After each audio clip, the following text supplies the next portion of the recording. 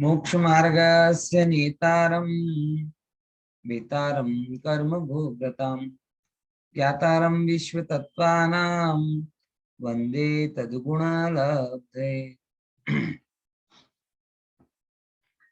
तत्वार सूत्र और 9वें अध्याय की चर्चा अपने चलन में है। 9वें अध्याय की चर्चा में जो बहुत इंपॉर्टेंट फैक्टर है तप, उस तप के बारे में चर्चा अपने को करनी है। और आपको ये जानकर शायद अच्छा लगेगा कि तत्वार सूत्र में अगर किसी विषय पर सबसे ज्यादा सूत्र हैं तो मेरी दृष्टि में वो दो विषय हैं। एक तो ज्ञान संबंधी और दूसरा तप संबंधी। तप के संबंध में 19 सूत्र से अपनी चर्चा चालू होती है और वो जाकर सीधा ध्यान व्यान सबकी चर्चा करते करते ऑलमोस्ट पूरा 9वां अध्याय अभी जो आएगा वो आपका तप की चर्चा के लिए समर्पित रहेगा। यानी उमा स्वामी आचार्य की दृष्टि में तप की खासी महत्ता है, इसीलिए तप के सारे अंतरंग और बहिरंग भेदों को बताने के लिए उन्होंने पर्याप्त समय दिया। कहीं कहीं एक दो सूत्र में बात पूरी की, लेकिन यहाँ पर तो लगभग लगभग 20 से ज्यादा सूत्र हैं जो तप को बताने के लिए समर्पित है। और उनमें हमने स्टार्टिंग वाला सूत्र है अनशन, उससे संबंधित चर्चा हमने चालू की थी। ठीक है ना। तो अनशन में क्या लिया था, इतने इतने पॉइंट ऑफ व्यू से कि भाई ख्याति लाभ का एंगल नहीं होना चाहिए, फिर दूसरे नंबर पे संयम की सिद्धि होनी चाहिए, रागादि का अभाव होना चाहिए, इत्यादि अनेकों कारणों से अपने को ये अनशन करना चाहिए, ऐसा उमा स्वामी आचार्य का अभिप्राय था। और साथ ही साथ दूसरी बात भी शामिल हो जाती है कि इन कारणों से अनशन करना और दूसरे कारणों से उपवास कर करके किसी को कोई लाभ हुआ नहीं। ठीक है ना। तो ये बात थोड़ी अपन ने ली। अब जरा दूसरे नंबर का तप है, इसका नाम है ऊनोदर। क्या नाम है? ऊनोदर। इसकी चर्चा अपन करते हैं। दिखा रहा है सबको? देखो, ऊनोदर। ऊनोदर मतलब क्या कहलाता है सरल भाषा में कहें तो अपन है? ऊनोदर मतलब खाने एक पानी में खाने से थोड़ा એક कम खाना। થાનું એક અર્થ તો છે જ, પણ એના કરતા એનો શાબ્દિક અર્થ છે ઊન એટલે કમ, ઉદર એટલે ભોજન। तो पेट भरकर भोजन नहीं करना, पेट भरकर भोजन नहीं करना, ऊन पेट से कुछ कम भोजन करना। बोले ये क्या बात हुई साहब? बोले ये बहुत बड़ी बात। आपको बड़ी तेज भूख लगी हो, समझ में आया? और तेज भूख में भोजन नहीं करना ये इजी काम है, लेकिन भोजन करते करते एक कौर ले और फिर भोजन कम खत्म कर दे, वो कठिन काम। यानी समझो, ऊनोदर मतलब क्या कहलाता है कि जितनी भूख हो उससे कम खाना अथवा एक टाइम भोजन करना। कारण क्या है कि आचार्यों को शरीर के प्रति कोई बैर नहीं, शरीर के प्रति कोई द्वेष परिणाम नहीं, शरीर को वो सहज जानते हैं। और आहार के प्रति भी उनको इतना ज्यादा राग या देश कुछ नहीं। वो आहार एक एक एक लेवल पर ठीक है, लेकिन आहार की गृद्धता के विरोधी। तो ऊनोदर में क्या होता है? गृद्धता मतलब आसक्ति, उसमें बहुत ज्यादा अच्छे पने का भाव। तो आचार्य को केवल इस चीज से प्रॉब्लम है कि इस जीव को आहार के प्रति अति आसक्ति पड़ी हुई है, बराबर। और ये कंटिन्यूअस आहार के बारे में विचार करता रहता है। इसीलिए अगर ये एक बार आहार करेगा तो इसकी शरीर की जरूरत तो पूरी हो जाएगी, ये भी अच्छी बात है। लेकिन जो अपने लिए जरूरी है कौन सी बात? कि इच्छा रोकेगा। तो इच्छा रोकने के पॉइंट ऑफ व्यू से ऊनोदर को भी तप के रूप में ग्रहण किया गया है, बराबर। इसी को हम लोगों ने नाम दूसरा दे दिया, एक आसन, एक बार आहार करना। देखो क्या कहते हैं, किसके लिए? संयम को जागृत रखने के लिए। देखो अब आहार के लिए, आहार की बात चल रही, और किसके लिए बात चल रही? संयम को जगाने के लिए। बोले हाँ, कई बार ऐसा होता है कि अधिक आहार से तो प्रमाद आता ही आता है, लेकिन बिल्कुल भी आहार ना लो तो भी प्रमाद होता है। होता कि नहीं होता? तो भी अब आपको बगासे आने चालू हो जाएंगी, नींद आनी चालू हो जाएगी, एनर्जी नहीं रहेगी, बराबर ना? तो अधिक आहार से भी समस्या होती है और आहार नहीं करने से भी समस्या होती। तो आचार्यों ने कौन सा दृष्टिकोण अपनाया? आचार्यों ने ऐसा दृष्टिकोण अपनाया कि देखो, अगर तुम्हारे अंदर में क्षमता नहीं है, ताकत नहीं है, तो तुम उपवास मत करो, तुम ऊनोदर करो, एकासन करो। इससे क्या होगा कि तुम्हारे भूखी शक्ति की कमी महसूस नहीं होगी तो संयम में जागृत रहोगे। और एक बार ये भी आती है ना कि भूखे पेट कसाए ज्यादा उपद्रव करती कि नहीं करती? व्यक्ति नॉर्मली क्रैंकी हो जाता है, रोने का मन करता है उसका, झगड़ने का मन करता है उसका, बराबर? तो तुम्हारा रोना धोना ना हो और तुम शांति से स्वाध्याय कर सको, ध्यान कर सको, इसके लिए से एक बार आहार दो। और एक बार आहार शरीर के लिए पर्याप्त है। ये मैं 10 लक्षण में कई बार फील कर चुका हूं। 10 लक्षणों में एक बार आहार करता हूं तो ऐसा नहीं कि शरीर में कोई कमी आती, बढ़िया चलता है, व्यवस्थित चलता है। तो कई बार मैं सोचता हूँ जब एक बार आहार में चलता है तो 3 बार क्यों करो? लेकिन अब ये अपनी व्यवस्था ऐसी है जो 3 बार ही हो जाता है। लेकिन एक बार आहार अगर आप मर्यादित रूप में करें तो आपका कोई कोई शारीरिक कमी आपको नहीं आएगी। बल्कि मेरा तो ये मानना है कि आप ज्यादा बेहतर आप आहार क्या कहते हैं, जीवन जी पाओ। समझ में आया? तो संयम को जागृत करने के लिए एक एंगल से। दूसरे नंबर क्या बोला? विकारों की शांति के लिए। तीसरे नंबर क्या बोला? संतोष और स्वाध्याय आदि की सुखपूर्वक सिद्धि के लिए। किसकी सिद्धि के लिए? संतोष। आहार नहीं मिलता, अंदर में बड़ी आकुलता व्याकुलता होती है, तो बराबर उसको भी शांत कर दो, संतोष। फिर स्वाध्याय। स्वाध्याय करने के लिए भी ताकत चाहिए ना, दिमाग लड़ाने के लिए भी ताकत चाहिए ना, तो स्वाध्याय की। किसके लिए? सुखपूर्वक सिद्धि के लिए। आप शांति से संतोषमय जीवन जी पाओ, स्वाध्याय कर सको, इसके लिए अल्प आहार करना, एक बार आहार करना, ये क्या कहलाता है? ऊनोदर। अब इसमें मुझे कुछ एक बातें कहनी है। लोगों ने ऊनोदर को दूनोदर कर दिया। ऊनोदर को क्या कर दिया? दूनोदर। दूनोदर समझ गए ना? व्रत है एकासन, लेकिन इतना ठूस ठूस के खा लेते हैं तो 3 बार का एक बार में ही खा लेते। बराबर? समझ में आया कि नहीं आया है? हाँ। अब इतना, और उसमें कुछ लोगों ने उसे आसन को आसन से जोड़ दिया है। वो एक आसन, एक आसन मतलब क्या होता है? आसन मतलब भोजन, और एक मतलब एक बार। तो एक बार भोजन करने का नाम एक आसन, उसने लगा दिया लोगों ने एक आसन, मतलब एक आसन पे बैठ के भोजन करना। अब वो एक आसन पे बैठ के तुम चाय पी लो, एक आसन पे बैठ के तुम खाना खा लो, एक आसन पे बैठ के सो जाओ, फिर थोड़ी देर बाद फिर उठ के कुछ खा लो, और फिर तब तक 3-4 घंटे तक मस्त एक आसन पे पड़े रहो, और तुम्हारा एक आसन। वो आसन है ही नहीं, एक आसन नहीं है। आसन नहीं हो बैठने का स्थान, वो आसन है। एक बार भोजन करना, और मैं तो कहता हूं एक बार में भी डबल ट्रिपल भोजन नहीं करना। एक बार में भी जितना भोजन करते हो उससे कम भोजन करना, तो सही ऊनोदर होगा।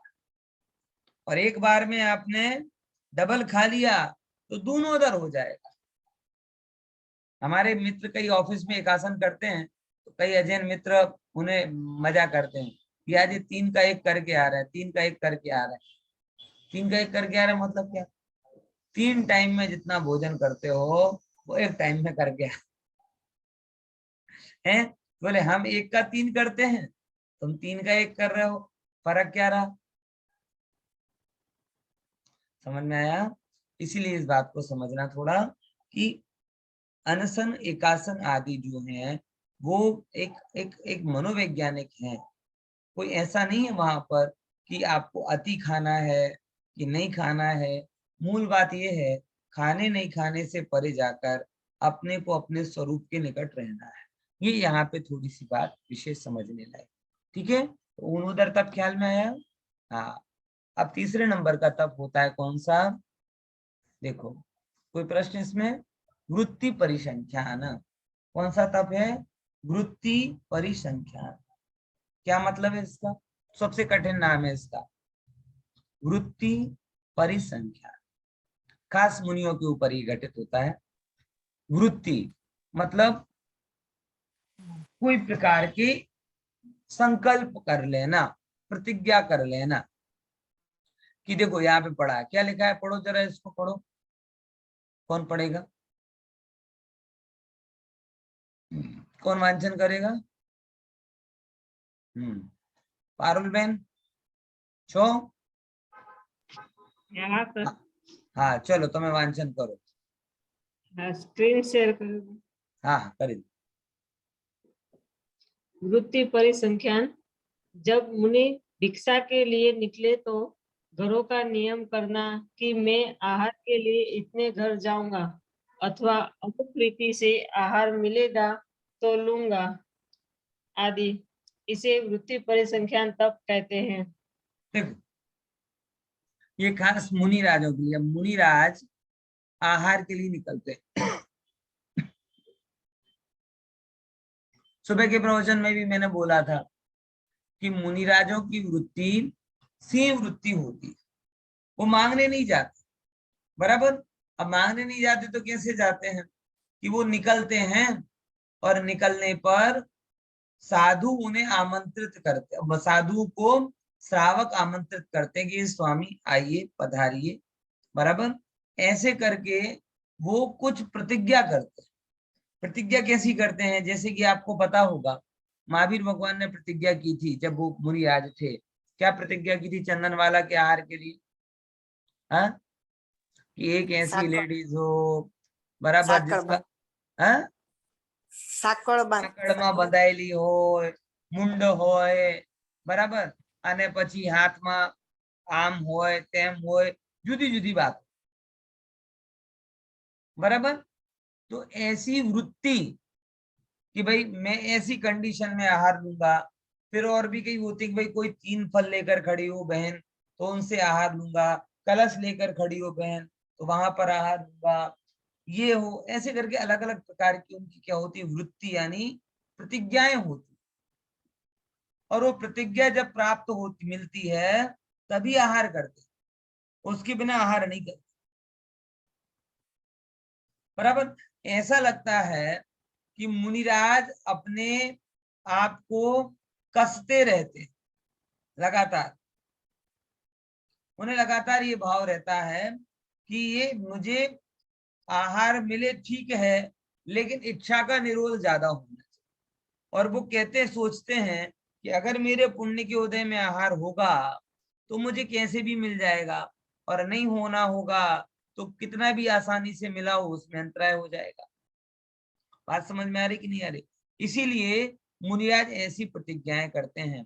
आपने अगर बुंदेलखंड वाला एरिया हो, आपने कभी मुनिराजों को देखा हो आहार वगैरह करते समय, तो आपको ये बातें पता होंगी कि जब वो आहार के लिए निकलते हैं तब कैसी कैसी प्रतिज्ञाएं वो साधु श्रावक सब अलग अलग प्रकार की विधि बना बना के मुनिराज को आहार के लिए आमंत्रित करते हैं। बराबर ना? देख, तो वही कहते हैं कि जब मुनिराज भिक्षा के लिए निकले हैं तो घरों का नियम करना कि मैं कितने घर, मैक्सिमम एक घर गए, बराबर, वहां कोई गड़बड़ी आ गई, अंतराय आ गए तो दूसरे घर जाऊंगा कि नहीं जाऊंगा ये विचार करना, इस कंडीशन पे जाऊंगा ये विचार करना। बराबर? अमुक रीते आहार मिलेगा तो लूंगा, जैसे महावीर स्वामी ने किया था कि अगर ऐसी कोई स्त्री मिलेगी तो आहार लूंगा, नहीं तो नहीं लूंगा। तो आहार में इस प्रकार की प्रतिज्ञा या अभिग्रह करना वो वृत्ति परिसंख्यान है। आप श्रावक होके ऐसा कर सकते कि नहीं कर सकते हैं? कर सकते हैं अपनी रिस्क पर। आप मंदिर में बैठे हैं और नियम रख लें कि अगर आज घर में दूधी की शाक मिलेगी तो ही खाऊंगा, उसमें आपको ये निर्णय होना चाहिए कि आपको पता नहीं होना चाहिए। अब कल ही आपने दूधी ला के रखी है, बराबर, और आज आपको पता है कि सब्जी दूसरी है ही नहीं, दूधी बनेगी, और आपने ले लिया कि दूधी की शाक मिले तो आहार करूंगा, नहीं तो नहीं करूंगा, तो ये छल हुआ। आपको पता नहीं है लेकिन नियम हो रहा है, मन हो रहा है आज आपका कि कुछ ऐसा क्या कहें, इच्छाओं को कसने का एक ऐसा कोई उपाय किया जाए। आपने मन में सोचा कि मैं आज घर जाऊंगा और घर जाने पर अगर ये आहार मिलेगा तो ही करूंगा, नहीं तो शांति से, ऐसे नहीं बोलूंगा। तुम्हें समझ में नहीं आ रहा था कि तुम दूधी नहीं बना सकती थी, पनीर क्यों बना दिया? ऐसा नहीं, बस मिला तो कर लूंगा, नहीं मिला तो कोई बात नहीं। ऐसी तैयारी वाला गृहस्थ भी वृत्ति परिसंख्यान कर सकता है। ठीक है, समझे कि नहीं समझे? हाँ बोलिए। नंबर ऑफ आइटम्स गिनने का रहता है, उसको किस में लेते हैं? नंबर ऑफ आइटम गिनने का भोगोपभोग परिमाण में होता है। खाने में नहीं, खाने का आइटम इतना ही खाएंगे आज, नहीं, वो भोगोपभोग परिमाण में आता है, वो इसमें नहीं आता है वृत्ति इसमें नहीं आता। परिसंख्यान। इसमें आहार के पहले किस कंडीशन में आहार लेंगे, क्या हाँ, आहार लेंगे सुबह ये नियम नहीं है, ये किस सुबह के कंडीशन। नाश्ते करके लेते हैं कि आज 10 आइटम ही खाने का, ऐसा? नहीं नहीं, वो भोगोपभोग ही मैं बोल रहा हूँ। अच्छा, वो यहाँ ये भोगो कह रहे हैं कि किस कंडीशन में आप होगी तो आहार लेंगे। हाँ हाँ यानी अगर बराबर ऐसे कोई, जैसे महावीर स्वामी ने लिया था प्रतिज्ञा कि ऐसे कोई मिलेगी बहन तो आहार लेंगे, बराबर, ऐसे श्रावक ले, और उसके बाद में फिर प्रश्न आता है कि नहीं भैया आहार मिल गया तो भी एक ही द्रव्य लूंगा कि 2 द्रव्य लूंगा कि 3 द्रव्य लूंगा, ये बात की बात।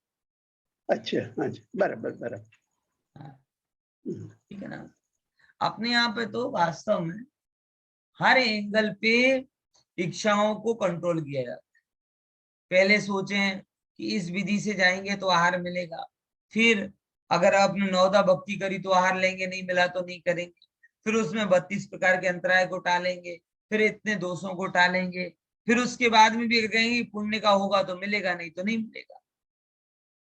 मतलब हर एंगल पे आहार जैसी जरूरी इच्छा को कसा जाता है। आहार को जरूरी क्यों बोला जा रहा है? क्योंकि व्यक्ति दूसरी ओर तकलीफ को सहन कर लेता है, भूख की तकलीफ को सहन नहीं कर पाता। लेकिन धन्य मुनिराज, धन्य वो ज्ञानी कि जो कह रहे हैं कि भूख की भी चिंता नहीं करते और मात्र अपने परिणामों की चिंता करते हैं और उसकी निर्मलता के लिए प्रयास वो करते रहते।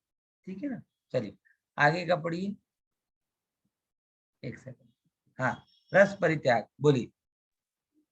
रस परित्याग इंद्रियों के दमन के लिए, निद्रा पर विजय पाने के लिए तथा सुख पूर्वक स्वाध्याय करने के लिए घी, दूध, दही, तेल, मीठा और नमक का यथा योग्य त्याग करना रस परित्याग तप है। देखो बहुत बड़ी, रस परित्याग तप, ये जिसे आजकल श्वेतांबर समाज के प्रभाव से आयम्बेल नाम कहा जाता है, आचाम्ल त्याग, बराबर। आपको पता है आयम्बेल, आयम्बेल ये शब्द श्वेतांबरों में ज्यादा बोला जाता है। इस आयम्बेल शब्द का मतलब क्या है? हैं? क्या है खुशी बहन? है रस का त्याग। ना, और किस शब्द का बिगड़ा हुआ रूप ये है? आचाम्ल, क्या? आचाम्ल, अमलता। देखिए 6 रस की चर्चा की थी ना, 6 रस, 6 रस में आखिरी रस कौन सा था? नमक, बराबर। तो अम्ल मतलब क्या होता है? नमक, ठीक है ना, क्षार, ठीक है। तो ऐसे प्रकार के रस जो अम्ल तक यानी नमक तक हैं। अब नमक तक कितने? पहला, दूसरा, तीसरा, चौथा, पांचवा, छठवा। अगर छठवें नंबर का नमक है तो आचाम्ल कि अमल तक जो 6 रस होते हैं, नमक सहित 6 रस होते हैं, उन 6 के 6 रसों का त्याग, उसका नाम आचाम्ल त्याग, और उसे ही बिगड़ी भाषा में बोला जाता है आयम बेल। आचाम्ल नहीं बोल पाते तो आयम हो गया, फिर आयम बेल हो गया, फिर आयम बिल बिल पता नहीं क्या क्या हो जाता है। समझे कि नहीं समझे? तो आपने जो बोला कि छह और रस का त्याग, वो उसकी डेफिनेशन, और मैं जो बोला आचाम्ल त्याग, वो उस शब्द का मूल शब्द है। बराबर? तो 6 प्रकार के रस, जो 1 2 3 4 5 और 6वें नंबर का कौन सा होता है? अम्ल, यानी नमक। तो नमक तक हैं, ऐसे नमक तक के, पहले से लेकर नमक तक के सारे रसों का त्याग करना, उसका नाम आचाम्ल त्याग, रस परित्याग, अथवा चालू भाषा में कहते हैं उसे आयम्बेल। ये प्रसिद्ध है। बराबर? ख्याल में जगह जगह एम्बियल साला प्रसिद्ध हो गई, लेकिन इसका मूल नाम ही खो गया। रस परित्याग साला कहीं पे बोल दिया जाए तो लोग पहुंचे ही नहीं। आचाम्ल त्याग तो पता नहीं, बोले पता नहीं क्या खिलाएंगे, ये तो समझ में नहीं है। समझे कि नहीं समझे? तो आपको तो ख्याल में आना चाहिए। आप स्वाध्याय, बाकी किसी को आए चाहे ना आए, है ना? तो अब उसमें बताते हैं। अब ये रस परित्याग है ना, रस परित्याग जैन धर्म की बड़ी मनोवैज्ञानिक व्यवस्था है। देखो थोड़ा इसको ऐसे समझो कि शरीर है ना, शरीर, अब इस शरीर को तो अपने लिए पोषक तत्वों की जरूरत है। अगर आप सर्वथा इसे पोषक तत्वों से रहित कर दोगे तो सूख जाएगा, बराबर, क्षीण हो जाएगा, और ये क्षीण होगा तो आपकी साधना भी डिस्टर्ब होगी। आचार्यों को ये पता है, इसीलिए वो ये नहीं कहते कि तुम एक रस का हमेशा के लिए त्याग कर दो। वो ये कहते हैं कि एक एक दिन करके एक एक रस का त्याग करो। क्या बोला? ये नहीं कहते कि सारे रस का एक साथ त्याग कर दो, क्योंकि उसमें रस की कमी से आपके शरीर में पोषक तत्वों की कमी आ जाएगी, पोषक तत्वों की कमी आएगी तो दुख बीमारी बढ़ जाएगी। ये नहीं कहते। अच्छा, ये भी नहीं कहते कि एक रस का परमानेंट त्याग करो, उससे भी क्या होगा? कमी आ जाएगी। और दूसरे नंबर की बात, आप अगर 1 महीने बिना नमक का खाना खाने लगोगे तो आपको बिना नमक वाला अच्छा लगने लगेगा। 1 महीने बिना तला खाने लगोगे तो आपको बिना तला अच्छा लगने लगेगा। जो करते हो उसकी आदत पड़ जाती। शुगर वालों को थोड़े दिन तक बुरी लगती है चाय बिना शक्कर की, फिर धीरे धीरे उसकी आदत हो जाती। तो आचार्य को ये नहीं चाहिए। आचार्य को ये अपेक्षा है कि आप अपनी इच्छाओं का निरोध करो। किसका निरोध करो? इच्छाओं का निरोध। और इच्छाओं का निरोध करने के लिए वो ये कहते हैं कि रोज एक एक रस का त्याग करो। एक दिन नमक बिना का खाना, एक दिन शक्कर बिना का खाना, एक दिन मीठे बिना का खाना, एक दिन वनस्पति वगैरह का खाना, बराबर, ये सब चीजें, घी, दूध, बराबर, दही, छाछ वगैरह, फिर तेल, फिर मीठा और नमक, ये 6 प्रकार के रस कहे जाते हैं। और एक एक दिन एक एक रस का त्याग किया जाता है। उससे बड़ा लाभ होता है। लाभ मतलब ऐसा लाभ, इच्छाओं के अभाव का रूप था। मैं बेलगाम गया था, बेलगांव, बराबर, वहां पे ऐसी पद्धति है, सामूहिक भोजन होता था, सब दिन भोजन मिलता था, बढ़िया, एक दिन नमक, सब मिलता था। 5 दिन का भोजन नहीं करता था। एक दिन नमक बिना का भोजन आता था तो मन में यही भाव, इससे बढ़िया तो उपवास अच्छा। पहले से उतरे ही नहीं, क्योंकि कभी नमक बिना का खाए ही नहीं। कम ज्यादा नमक चलता है, लेकिन बिल्कुल भी नमक ना हो तो। लेकिन मैंने कहा कि बेटा यही तो परीक्षा की घड़ी। आचार्य इसीलिए तुम्हें उपवास नहीं कराना चाह रहे। आचार्य कह रहे हैं कि तुम नमक का त्याग करो, क्योंकि नमक से कोई प्रॉब्लम नहीं है, लेकिन नमक में जो गृद्धता है उसको छोड़। श्वेतांबर में भी यही हुआ। वो नॉर्मल नमक छोड़ देते हैं तो सिंधालू चलता है ना। आयम्बिल श्वेतांबर में जो आयम्बिल करते, जहां तक मेरा अनुभव है, जितनी श्वेतांबर शालाओं में आयम्बिल चलता है, सब जगह कहने के लिए आएगा कि नमक छोड़ दिया, और नमक छोड़ने के नाम पे सिंधालू चलता है। चलता है कि नहीं चलता? खुशी बहन को आइडिया, दिनेश भाई है? उसको बलवन बोलते हैं वापिस। हाँ, सिंधा नमक नहीं चलता सर, लेकिन वो बलवन अलग ही आता है। क्या होता है? वो अलग पाउडर। नमक को गरम करके बना देते हैं, मतलब मटके में डाल के। उनको अभी इसका विज्ञान है। वो नमक के त्याग को हिंसा हिंसा से जुड़ रहा है, जबकि नमक का त्याग रस के त्याग से जुड़ा हुआ। फंडामेंटल मिस्टेक क्या है कि नमक के त्याग को किससे जोड़ रहे हैं कि जिस नमक में ज्यादा हिंसा हो रही वो नहीं लेना, और जिस नमक में कम हिंसा हो रही है वो ले लेना। मतलब आचाम्ल त्याग में, रस परित्याग में, आयनबेल में हिंसा हिंसा की बात नहीं है। आचाम्ल त्याग में रस की बात। आप उसका अल्टरनेट, अब गुड़ की बजाय कल के दिन आपको खान शक्कर का त्याग है, आपको क्या कहते हैं, जो नहीं चलती, शुगर पेशेंट खाते हैं, क्या खाते हैं वो क्या बोलती है वो गोली सफेद शुगर कलर फ्री। की? हाँ, शुगर फ्री। कह रहे साहब शुगर फ्री है, वो तो शुगर फ्री है, मिठास तो अलग बात आ रही है। हम शक्कर कहाँ खा रहे हैं, हम तो शुगर फ्री खा रहे हैं। तो क्या उसको उस मीठे के रूप में स्थान दे दोगे? है बराबर। ऑयल की बजाय कोई दूसरी चीज है जो ऑयल ना हो, बराबर, उसको दे दोगे क्या? भाई मुद्दा समझ नहीं पा, मुद्दा वहां हिंसा हिंसा का नहीं, मुद्दा है रस। और रस यहां से पकड़ो, यहां से पकड़ो, गुड़ से मिठास लाओ, चाहे शक्कर से मिठास लाओ, चाहे खांड से मिठास लाओ, मिठास तो मिठास। आज भी अगर जो लोग आयम्बेल आयम्बेल करते हैं, और मैंने तो आश्चर्य हुआ, कई कई आयम्बेल शालाओं के बारे में मैंने सुना, वहां पे 40-40 प्रकार के व्यंजन बनते, और ऐसे रसोइये भी मास्टर होते हैं जो ऐसे सीधा ठोक के बोलते हैं हम तो आयम्बेल में ही 50 चीजें बना लेते हैं। ये व्रत की आत्मा खत्म करना, ये क्या है? नमक नहीं खाना हो, 2 रुपए किलो 20 रुपए किलो नमक नहीं खाना हो, इसके लिए साहब ऐसी चीजें बनाना जो नमक बिना की हो। यानी 200 रुपए किलो का दूध पाक बनाओ, उसमें नमक डालते ही नहीं है। मतलब जानबूझ के ऐसी व्यवस्था करना कि नमक याद ना आए, ये नहीं तप है। सर, लेकिन दूध और वो यूज नहीं होता। ना ना, ये मैं जो दूसरी चीजें बात कह रहा बनती हूँ, है। मैं दूसरी बात कह रहा हाँ। हूँ, एक एक रस की बात कह रहा हूँ, ये आप 5 रस की बात कह रहे हैं, बराबर।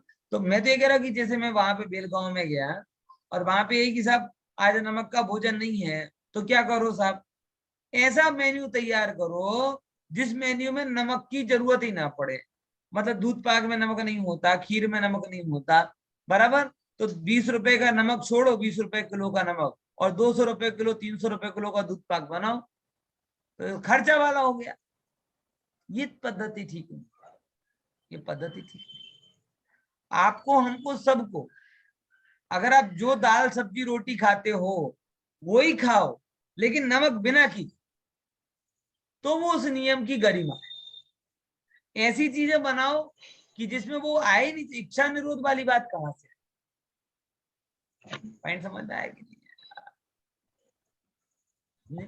हमें एक वस्तु, लेकिन दो वस्तु, सेटिस्फेक्शन होता है ना, हाँ, सेटिस्फेक्शन होता है कि हम नमक छोड़ा, वो सेटिस्फेक्शन है उसमें। मूर्खता है। हाँ, मूर्खता जरूर हाँ, मूर्खता है ना, वो क्या बोलेंगे, क्या नमक छोड़ा? नमक का वस्तु में है कि अंदर मुंह में जो आ रहा है वो क्या है? वो तो क्या है, किसी ने पढ़ा दिया और इनने पढ़ गए। बस बस बस बराबर। मतलब गजब है। ये तो कोई बात है कि चप्पल चोरी हो गई, किसी ने बोला अच्छा रहा पनौती चली गई। अब ये भी बेचारा, हाँ सही बात है, अब वैसे भी पनौती बैठी थी, पनौती चली गई, तो वो मूर्खता में संतुष्ट हो रहा है। जैसे बाल झड़ जाए किसी के तो बोलते क्या है, लक्ष्मी आ रही है। पेट बड़ा हो तो कोई संतोष कर दे कि साहब सेठ बन रहा हो। तो ये सब बातें और उसमें संतोष होना, ये मूर्खता है। समझ में आया कि नहीं है? ऐसे ऐसे ऐसे अज्ञानता पूर्वक संतुष्ट होने का नाम धर्म थोड़ी है। समझे कि नहीं समझे? तो आयम्बेल रस परित्याग बहुत मनोवैज्ञानिक है। रस परित्याग में जो आत्मा के लिए क्या कहते हैं घातक है, वो ग्रद्धता का त्याग है, और शरीर के लिए घातक वो क्या है, रस की बहुलता। समझ में आ रहा? 2 चीजें हैं। आत्मा के लिए घातक क्या है, रस की गृद्धता, और शरीर के लिए घातक क्या है, रस की अधिकता। तो आयनबेल में या रस परित्याग में ये दोनों चीजें कंट्रोल हो जाती, दोनों चीजें कंट्रोल हो जाती। मतलब आत्मा के लिए गृद्धता का भाव करने के लिए एक एक करके रस को छोड़ा जाता है। हमारे बुंदेलखंड में काफी समय तक ये पद्धति थी, रस ही करते भोजन करते, आज भी कहीं चलता है। मतलब प्रतिदिन गृहस्थ भी, गृहस्थ की बात कर रहा हूँ, मुनि की बात तो दूर है। अच्छा, मेरे जैसे एक नाना जी थे, मतलब मूल ओरिजिनल नाना जी के भैया, काका नाना जी को बोलते ना, उनकी आदत थी। अच्छा, और सबको पता भी रहता था कि सोमवार के दिन ये रस नहीं खाते, मंगलवार के, तो वो जब आते थे तो सब उनके प्रमाण से भोजन बना लेते। आज इनका है मंगलवार का दिन है, आज ये नहीं खाएंगे, आज बुधवार का दिन है, ये नहीं खाएंगे, और बड़े प्रेम से भोजन करते थे। अब ये पद्धति खत्म हो गई है, बहुत कम लोग इसको करते हैं, लेकिन ये बड़ी मनोवैज्ञानिक पद्धति, समझ में आया? तो रस की अधिकता, ओवर एक्सेस भी नहीं होता रसों का, जिससे आपका शरीर संतुलित रहता है, तेल कम हो जाएगा, शक्कर कम, शुगर कम हो जाएगी, नमक कम हो जाएगा, बराबर। तो इन सबसे क्या होगा कि आपके अंदर में धातुएं संतुलित हो जाएंगी, तो रोग कम होगा। और आत्मा का क्या लाभ होगा? गृद्धता का भाव होगा, तो आत्मा का लाभ होगा। तो इस कारण से ये रस के त्याग को जैन दर्शन की बहुत मनोवैज्ञानिक पद्धति है, जबकि आज सारा विश्व रस की गृद्धता की बीमारी से भयंकर ग्रस्त। आज के छोटे छोटे बच्चे हैं ना, उनसे लेकर 60-80 साल तक के लोग, सब लोगों की एक ही समस्या है, कुछ नया खाना है, कुछ नया खाना है, ये तो कल ही खाया था, ये तो परसों ही खाया था। वो तो अच्छा है, ऑक्सीजन में ऑप्शन नहीं मांगते है, ये तो, अरे ये तो 2 मिनट पहले ली थी यार, थोड़ी नाइट्रोजन वाइट्रोजन लाओ, थोड़ी हाइड्रोजन वाइट्रोजन लाओ।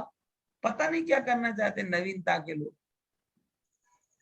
समझ में आया? तो ये जो अति आसक्तता है भोजन आदि के प्रति, ये वास्तव में छोड़ने लायक है, और ये रस परित्याग उसके लिए एक अच्छा साधन है। अब देखो और क्या क्या लाभ बताया।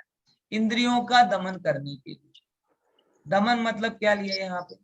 इंद्रियों को जितने ज्यादा आप पोषण में रखोगे, उसकी पीड़ा उतनी अधिक होगी। इंद्रियों को पुष्ट करना मतलब अपने शत्रु को पुष्ट करना, इच्छा अपना शत्रु है, बराबर। और अगर आप इंद्रियों के पोषण में ही लगे रहोगे तो पुष्ट क्या होगी? इच्छा। समझ में आया? तो हम क्यों जानबूझ के अपने मोक्ष मार्ग को मुश्किल करें? तो इंद्रियों के पोषण में लगे रहना। फिर और क्या बोला? निद्रा पर विजय पाने के लिए अत्यधिक मीठा, अत्यधिक तला, अत्यधिक नमक वाला दूध, दही, इन सबको करने के बाद में नींद आती है, और साधु निद्रा में जाना नहीं चाहता, इसलिए निद्रा को जीतने के लिए वो रस का परित्याग करता है। तीसरा नंबर, सुख पूर्वक स्वाध्याय करने के लिए। किसके लिए? सुख पूर्वक स्वाध्याय करने के लिए। वही बात, तत्व की कमी हो जाएगी तो भी नींद आएगी, प्रमाद आएगा, और अधिकता हो जाएगी किसी चीज की तो भी समस्या होगी।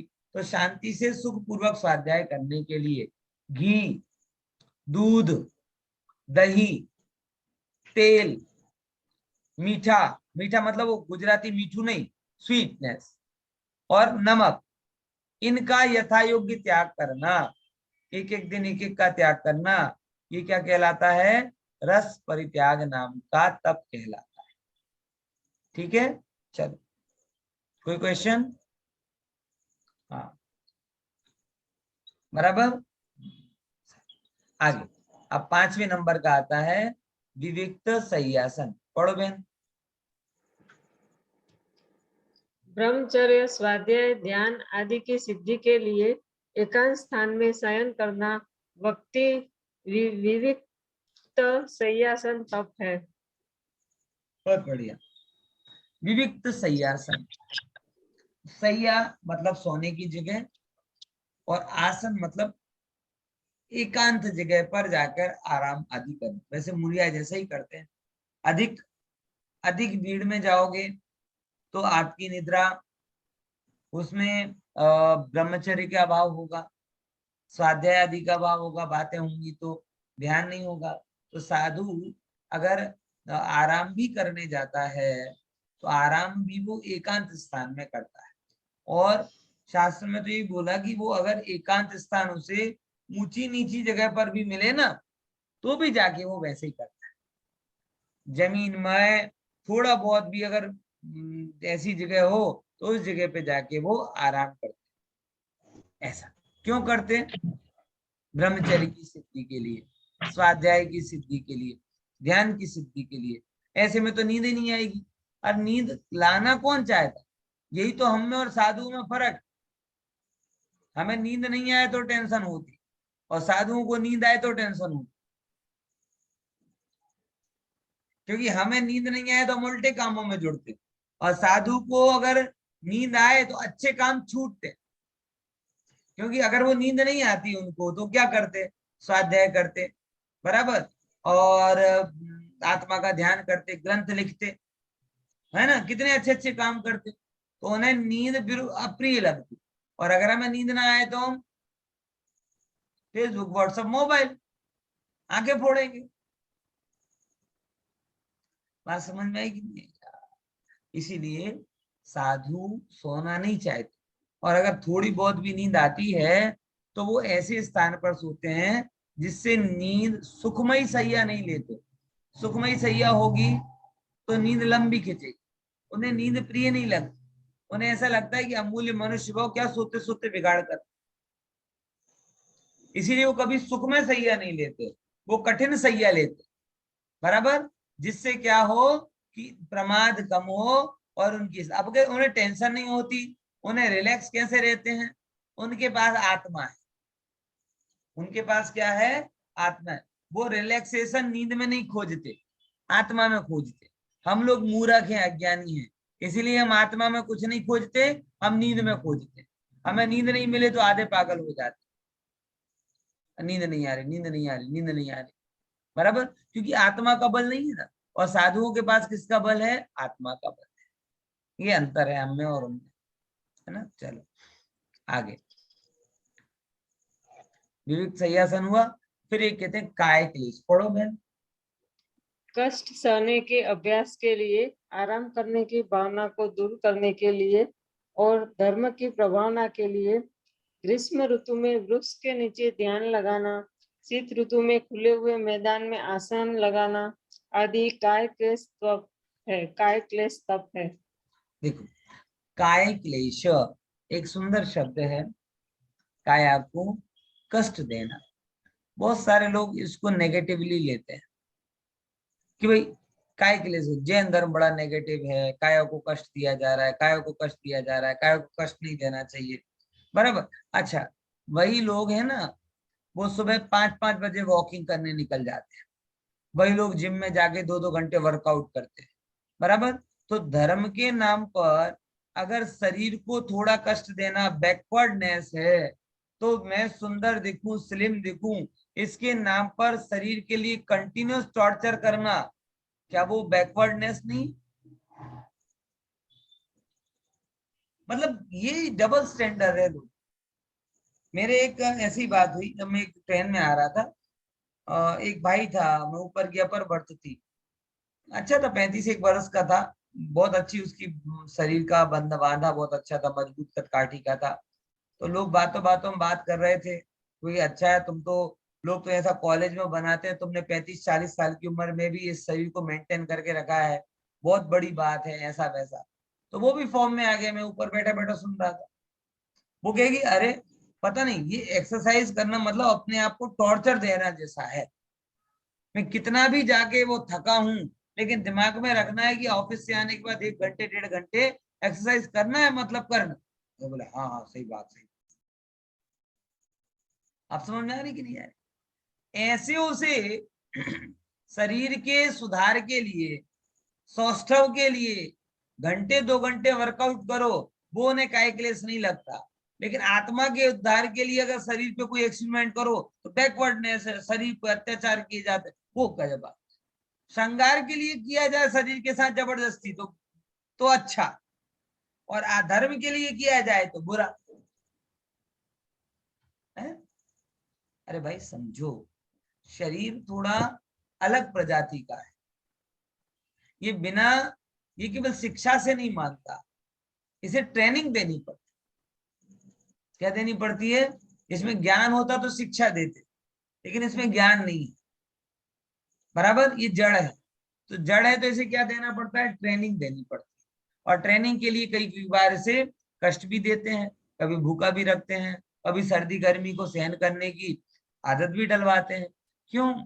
इसके लिए नहीं, इसके लिए नहीं कि इससे तुम्हारा नाम होगा, इसके लिए कि इससे आप हर परिस्थिति में रहने के अभ्यस्त। बराबर। अगर एक बार आप इस शरीर को अभ्यस्त बना लिया सर्दी गर्मी के, तो आप कितने चीजों से बच जाओ। आज हालत ये है, व्यक्ति जरा सी गर्मी होती तो गर्मी सहन नहीं कर पाता, जरा सी सर्दी होती तो सर्दी सहन नहीं कर पाता, जरा सी भूख होती तो भूख सहन नहीं कर पाता, जरा सी प्यास होती तो प्यास सहन नहीं कर पाता। सोने में भी लगभग ऐसा हो गया है अपना शरीर कि जगह चेंज हो, गद्दा चेंज हो, तकिया चेंज हो, बराबर, तो भी नींद ना आए। भोजन में भी ऐसा हो कि इसके हाथ के अलावा दूसरे हाथ का भोजन कर ले तो पसंद ना आवे। ये सब चीजें जो है ना, ये सारी की सारी चीजें अपने शरीर के प्रति राग के कारण बढ़ती। मुनिराज का विचार करो, कभी उन्हें कुछ ऐसा होता है कि आज ये चाहिए, आज वो चाहिए, आज ये खाना, आज वो खाना, क्या करते हैं? जब जो मिल जाए, जैसा मिल जाए, ग्रहण कर लेते हैं। एक्चुअल में हमारा रोल मॉडल ये होता है, बराबर। वो नहीं कि अपने को जो चाहिए मतलब चाहिए ही चाहिए, कैसे भी करके मुझे आज ये खाना है तो किसी भी हालत में लूंगा ही लूंगा, बराबर। जरा सा भी गड़बड़ हो जाए, जरा से पैदल ना चल पाए, जरा सी धूप ना सहन कर पाए, जरा सी छांव सहन ना कर पाए, सब प्रकार से अपने आप को कमजोर बनाने जैसा है। बराबर समझ में आया कि नहीं है? इसीलिए आत्मबल जगाना, क्या जगाना? आत्मबल। और आत्मबल जगाने के लिए ही मुनिराज एक प्रयोगात्मक काम करते हैं। और वो कौन सा काम है? शरीर को थोड़ा क्लेश मतलब कष्ट में रखते हैं। देखो क्या कहते हैं, कष्ट सहने के अभ्यास के लिए। क्यों अभ्यास क्यों है भैया? क्योंकि पाप का उदय इसी रूप में तो आएगा नहीं। पाप का उदय कभी भी आ सकता है कि नहीं आ सकता? अब पाप का उदय आएगा तो क्या होगा? आपको आहार नहीं मिलेगा, बराबर, आपकी अनुकूलता नहीं होगी, शरीर का ताप, ज्वर आएगा तो शरीर का ताप बढ़ जाएगा। तो मुनिराज कहते हैं देखो, पैसा वैसा तो हमें पाप के रूप उदय के रूप में आएगा नहीं। अब अगर पाप को उदय आएगा तो किसके रूप में आएगा? बोले भूख क्षुधा वेदना के रूप में आएगा, ज्वर की वेदना के रूप में आएगा, ताव फीवर के रूप में आएगा। तो चलो इसकी ट्रेनिंग कर लेते, बराबर। तो आहार ना मिले तो परिणाम स्थिर रहे, इसके लिए उपवास नाम का तप करते हैं। सर्दी में गर्मी में ज्वर आए, शरीर तपे, तो इसीलिए शिखर पर जाकर आतापन योग नाम का तप करते हैं कि भाई हम पहले से ही तपने के आदी हो जाएंगे, अब बुखार तपाएगा तो क्या बिगाड़ लेगा। मॉक टेस्ट होता ना, मॉक टेस्ट, जानबूझ के इतने टेस्ट दे दो कि एग्जाम नॉर्मल लगने लगे। मॉक टेस्ट की थियरी क्या है? यही है ना कि जानबूझकर क्या करो, इतने ज्यादा उस चीज को फील कर लो कि वो बाद में जब आए तो आपको बड़ा नॉर्मल लगे। तो मुनिराज भी यही कह रहे हैं कि जानबूझ के इतने ज्यादा कष्ट को सहन कर लेते हैं कि पाप का उदय कभी आए तो उसे वो पाप का उदय से लगे ही नहीं उनको। बोले तो नॉर्मल बात है, लल्लू पंजू।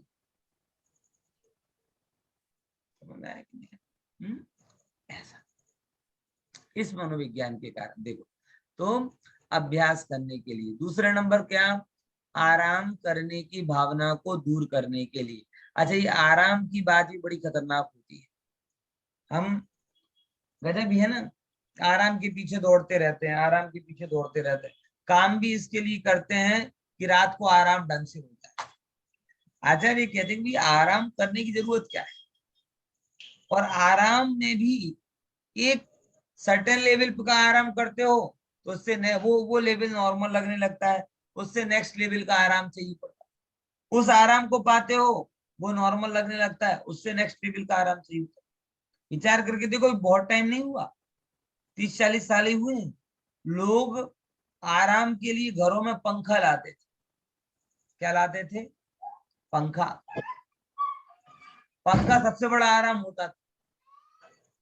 फिर पंखा चला गया, कूलर आ गए, कूलर चला गया, घर में एक आध एसी आ गया, एसी चला गया, कमरे कमरे में एसी आ गए, सेंट्रल एसी हो गया। अब पोर्टेबल एसी आ रहा है। पोर्टेबल एसी मतलब एसी वाली जैकेट, एसी वाली शर्ट है, एसी वाली कार, ऑफिस में एसी, दुकान में एसी। अब क्या बोले, अब वो आराम, उसमें इतना ज्यादा एसी यूज करने लगा कि शरीर के रोम छिद्र ही बंद हो गए। तो अब डॉक्टर कहता है जाओ वो कौन सी बात, वो हीट बात लो, कौन सी बात कहते हैं, पसीना निकले, क्या बोलते सोना हो? टीम बात। हाँ, स्टीम बात, स्टीम बात, बराबर। वो क्या के लिए लेना कि तुम्हारे शरीर चौकअप हो गया है, थोड़ा बोल लो तो जिससे क्या हो, पसीना जानबूझ के एसी लगवा लिए, अब जिससे पसीना बंद हो गया, अब पसीना खोलने के लिए स्टीम बात ले। इसीलिए कष्ट को थोड़ा सहन करने की आदत डाल, बराबर। आराम करने की भावना को दूर करने के लिए। फिर क्या बोला, धर्म की प्रभावना के लिए। देखो ये भी एक अच्छी बात कि लोगों को जब कोई ऐसे काय के लिए शादी करता है तो जगत में महिमा आती है। अच्छी बुरी बात की बात है, लेकिन आज एक बात तो तय है कि जैनों की भी महिमा, और जैनों में दिगंबर जैनों की महिमा सबसे ज्यादा किस कारण से है, किसी को और पता हो चाहे नहीं हो, एक बात है भाई, तुम्हारा साधु तो जबरो तप करे छे, अब वो तो हमारा कोई कोई जुयूज नहीं, और वो बहुत पवित्र भाव से कहते हैं। तो अपन भी कहते हैं हाँ सही बात है, हमारे यहाँ तो ऐसे ही होता है। हालांकि अपने को पता है कि ये सब की कोई कीमत नहीं है, लेकिन तो भी अज्ञानियों को ये धर्म का आकर्षण उत्पन्न करने में सहायक बनी, तो हम क्यों मना करें। हमारे यहाँ का थर्ड ग्रेड आइटम भी अगर जगत में बहुत चल रहा है तो हम क्यों उसको मना करें, बराबर। ठीक है भाई, वो भी बढ़िया है, आओ तो तुम इसके कारण ही आओ, बाद में फिर तो और अच्छी अच्छी बातें हैं। तो ऐसे प्रभावना कारण भी बनता है। अब उसके लिए क्या करते हैं मुनिराज, ग्रीष्म ऋतु में वृक्ष के नीचे ध्यान लगाते हैं। पूरी की पूरी ग्रीष्म ऋतु, देखो यहाँ पे कुछ अलग लिखा है, ये ग्रीष्म ऋतु नहीं होती, ये ग्रीष्म ऋतु में, ये एक लाइन कट गई है। ग्रीष्म ऋतु में शिखर के ऊपर ध्यान लगाते हैं, ग्रीष्म ऋतु में वृक्ष के नीचे ध्यान लगाना तो बड़ा कंफर्ट जोन। मुनिराज कंफर्ट जोन को तोड़ते। हमें भी, मैं भी जब गांव को भी जाता हूँ ना, तो गांव में कहीं कहीं पर लीमड़ाना झाड़ हुए, बराबर, आंबाना झाड़ हो, पर અમારા સિલવાની માં નથી મળતા હવે, એ જોવા માટે તમે સિલવાની કરતા રિમોટ એરિયામાં જવું પડે, જ્યાં 1000 ઘરની બસ્તી હોય માત્ર, ત્યાં હજી ગામડાઓમાં ઝાડ છે, ત્યાં તમે બેસો ને તો તમને એસી કરતા મજા આવે। समझा कि नहीं समझा? तो मुनिराज मजे के लिए नहीं बैठते, तो ग्रीष्म ऋतु में वो पेड़ के नीचे नहीं बैठते, ग्रीष्म ऋतु में शिखर के ऊपर बैठते, बरसात में पेड़ के नीचे बैठते, और सर्दी में नदी के किनारे। ऐसे करके वो अपने शरीर को, शरीर के द्वारा अपनी आत्मा को साधने का प्रयास करते हैं, बराबर। और ये सब क्या कहलाता है, काय क्लेश तब कहलाता है। शरीर को कष्ट देना, लेकिन इसके लिए नहीं कि कोई पुण्य बनेगा ना जगत में प्रसिद्धि होगी, इसके लिए नहीं। शरीर को कष्ट देना है, लेकिन शरीर को ठीक करने के लिए, शरीर को संयम अनुसारी बनाने के लिए, इसके लिए। देखो अब क्या कहते हैं विशेष, थोड़ा समझिए। सबसे पहले पढ़ो पढ़ो पारुल बेन। मात्र बाह्य तप करने से निर्जरा नहीं होती है, शुद्धोपयोग निर्जरा का कारण है, इसलिए उपचार से तप को भी निर्जरा का कारण कहा है। यदि बाह्य दुख सहन करना ही निर्जरा का कारण हो, तब तो पशु आदि भी क्षुधा तृषा सहन करते हैं। देखो बहुत बड़ी बात, अभी इतनी देर आपने कष्ट कष्ट की बात सुनी, तो आप ये नहीं मानने लगना कि कष्ट सहन करने से निर्जरा होती, क्योंकि कष्ट सहन करने से निर्जरा होती तो पशु पक्षी ज्यादा निर्जरा करते, और इससे भी ज्यादा निर्जरा तो फिर कहाँ होती, नारकियों में होती, क्योंकि वहां तो कष्ट के अलावा कुछ और है ही नहीं। तो शुद्धोपयोग से निर्जरा होती है, और शुद्धोपयोग का साधन होने के कारण इन बाहरी चीजों को भी उपचार से निर्जरा कह दिया जाता है। ठीक है ना? अगला अगला पढ़ो।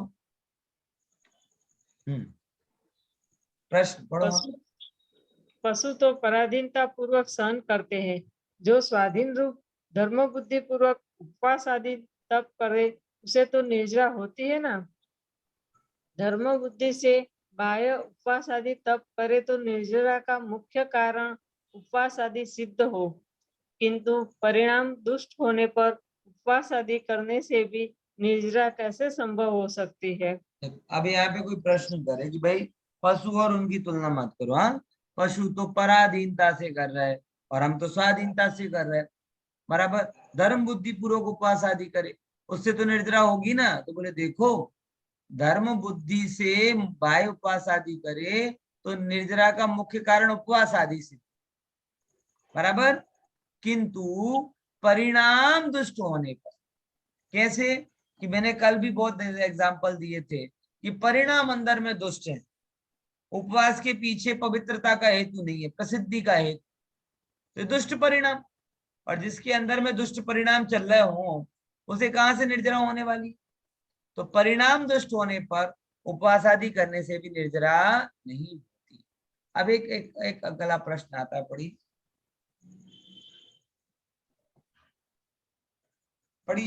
परिचय और काय क्लेश में, हाँ, परिसर और काय क्लेश तप में क्या अंतर है। काय क्लेश स्वयं किया जाता है और परिसर अचानक आ जाता है। बहुत बढ़िया। अब दो बातें आ गई। अभी हमने थोड़ी देर पहले परिचय भी पढ़ा और थोड़ी देर बाद ये काय क्लेश आदि भी पढ़ रहे हैं। तो इन दोनों के बीच में अंतर क्या है? एक ही है कि अलग अलग है? तो इसके बीच में फंडामेंटल अंतर तो स्वाकृत और परकृत का है। परिचय मुनिराज के लिए परिचय, और उसमें देखो परिचय और इसमें क्या मुख्य अंतर आया कि काय क्लेश ऐसे हैं कि स्वयं किया जाता है, कि मुनिराज को लगे कि भाई मेरी अनुकूलता है, आज मेरी अनुकूलता है, शरीर भी बढ़िया है, तो मैं आज शिखर के ऊपर जाके ध्यान करूंगा। और परिचय कैसा होता है कि भाई भूख लगाई तो लगाई, अब क्या करोगे, तो सहन करना। तो काय क्लेश इंटेंशनली करके प्लानिंग करके किया जाता है, और परिचय अचानक ही आ जाते हैं। सर्दी हो गई, गर्मी आ गई, बराबर, ये कुदरती परिवर्तन है, इसे सहन करना है। लेकिन काय क्लेश में इसकी उत्कृष्ट दशा को वहां पे उनको समझना है। तो ये दोनों के बीच में अंतर आता है कि दोनों स्वयं किए जाते हैं, लेकिन एक में प्रतिज्ञा होती है और एक में अचानक आ जाती है। और दूसरे नंबर की बात यह है कि काय क्लेश अनिवार्य नहीं है, लेकिन परिचय अनिवार्य है। मुनिराज की शक्ति हो तो काय क्लेश करे, नहीं हो तो नहीं करे, कोई बात नहीं। लेकिन परिचय क्या है कि जो जो मुनि हैं उन्हें परिचय करना ही होगा। काय क्लेश अमुक समय के लिए होते, 2 दिन 3 दिन 4 दिन कर लिए, लेकिन परिचय लाइफ लॉन्ग होते। तो ऐसे करके ये परिचय में और काय क्लेश आदि में अंतर है। मैं तो ये कहता हूं काय क्लेश लंबी ट्रेनिंग है और परिचय रूटीन काम। कभी कभी अपने को रूटीन काम के साथ एक्स्ट्रा काम आ जाता है ना, तो एक्स्ट्रा काम कौन सा है? काय क्लेश। लेकिन एक्स्ट्रा काम के साथ साथ रूटीन काम तो किया ही जाए। लेकिन एक बात ध्यान रखना कि एक्स्ट्रा काम इतना नहीं कर लेना कि दूसरे दिन आपका रूटीन काम बिगड़ जाए। ऐसा कई बार होता ना, एक दिन आप रात भर जाग लो तो जाग तो सकते हो, लेकिन दूसरे दिन ऑफिस कौन जाएगा? तो एक्स्ट्रा काम करो, कोई दिक्कत नहीं है, लेकिन एक्स्ट्रा काम उतना करना जिससे आपका रूटीन काम, तो परिचय रूटीन काम है, उसमें कॉम्प्रोमाइज किए बिना काय के लिए शादी जितना कर सकते हो वो करना चाहिए। शास्त्रों में इसकी छूट है। इस प्रकार से हमने ये परिचय और काय क्लेश के अंतर को समझा। अब अंतरंग तत्व कौन कौन से हैं उसकी चर्चा पर नेक्स्ट वीक में करें। जय जी। जय जी। जय जिनेंद्र।